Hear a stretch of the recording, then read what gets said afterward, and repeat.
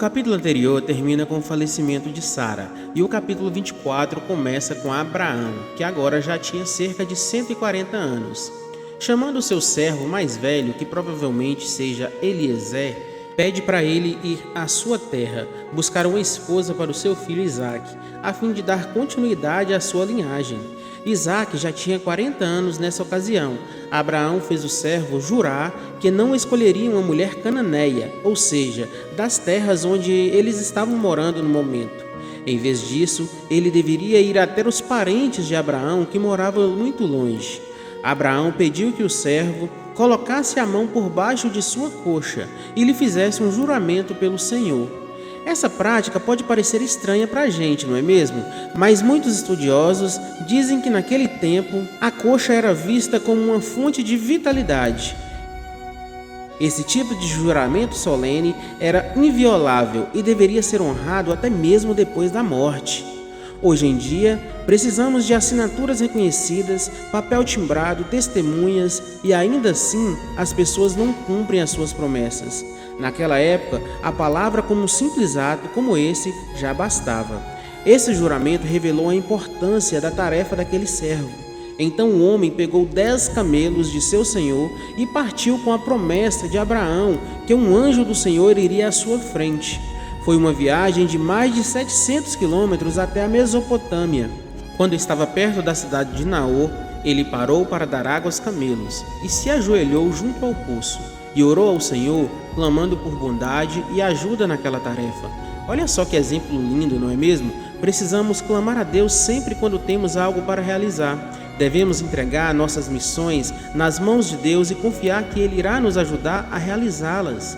Não faça tudo na força do seu braço. O servo de Abraão pediu como sinal ao Senhor que a moça que lhe desse água para beber e se prontificasse saciar a sede de seus camelos fosse a mulher escolhida como esposa de Isaque.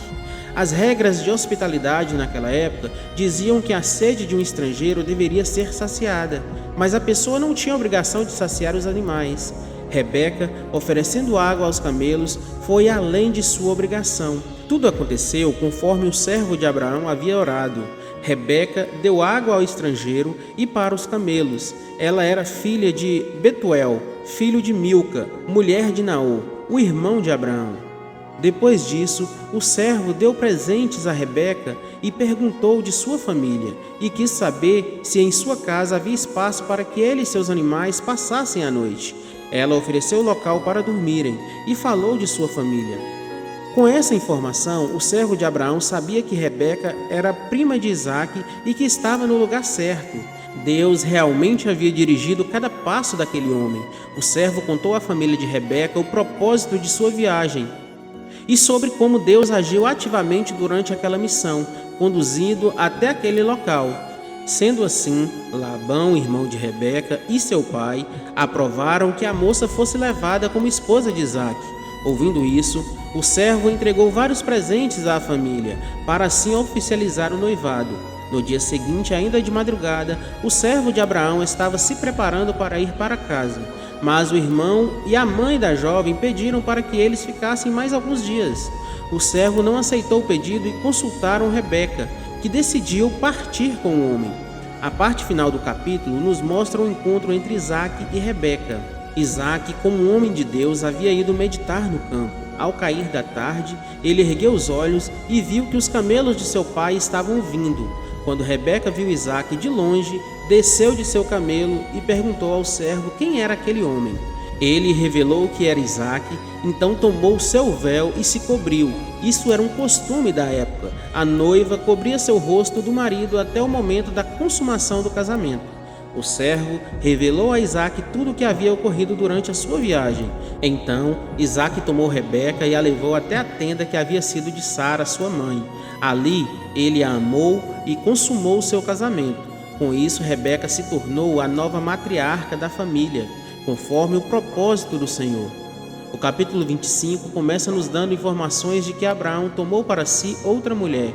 O nome dela era Quetura. Há muitas discussões entre os estudiosos se Quetura era apenas uma concubina de Abraão ou se ele havia realmente se casado com ela. Abraão deu tudo o que tinha para seu filho Isaque, e aos filhos de suas concubinas deixou muitos presentes, além de tê-los enviado para longe de Isaque. O versículo 7 nos conta que ele viveu 175 anos, faleceu em boa velhice e foi enterrado por Ismael e Isaque na caverna de Maquipela, junto a Sara. O capítulo continua citando a descendência de Ismael, filho de Abraão com Agar, a serva de Sara, e nos diz que ele faleceu com 137 anos de idade. Depois desse mesmo capítulo, lemos sobre a descendência de Isaque, que orou por sua esposa Rebeca. Afinal, ela era estéril, então ela engravidou. Olha só que exemplo lindo, hein? Fica um conselho para os homens orarem por suas esposas, em qualquer situação. A Bíblia nos conta que seus filhos brigavam dentro de sua barriga, e Rebeca, sem entender nada, pergunta a Deus o que estava acontecendo. O Senhor lhe diz que dentro de seu ventre havia duas nações, que um povo seria mais forte do que o outro. Então ela dá à luz. O primeiro saiu ruivo, peludo e colocaram o nome de Esaú. O segundo nasceu agarrado ao calcanhar do primeiro e colocaram seu nome de Jacó. Depois farei um vídeo contando a história deles. Os meninos cresceram e Esaú se tornou um caçador habilidoso, homem de campo, e era o mais amado por seu pai. Jacó era um homem simples que habitava em tendas, foi mais amado por sua mãe. Nesse ponto específico, Isaque e Rebeca falharam como pais. Certo dia, Esaú volta do campo com muita fome, e Jacó se aproveitou da situação para negociar o direito de primogenitura de seu irmão, em troca de um ensopado vermelho. O direito da primogenitura garantia ao filho mais velho a posição de principal herdeiro da família. O primogênito recebia a porção dobrada da herança e assumia a liderança civil e religiosa da unidade familiar. Mas só para lembrar que no caso da família de Abraão, não estava em jogo apenas uma herança, e sim a bênção de Deus sobre a linhagem abraânica. Quando Esaú negociou a sua primogenitura, ele também desprezou as promessas de Deus. Não deixem de ler esses capítulos para ter mais detalhes. Fiquem todos com Deus e até o próximo vídeo.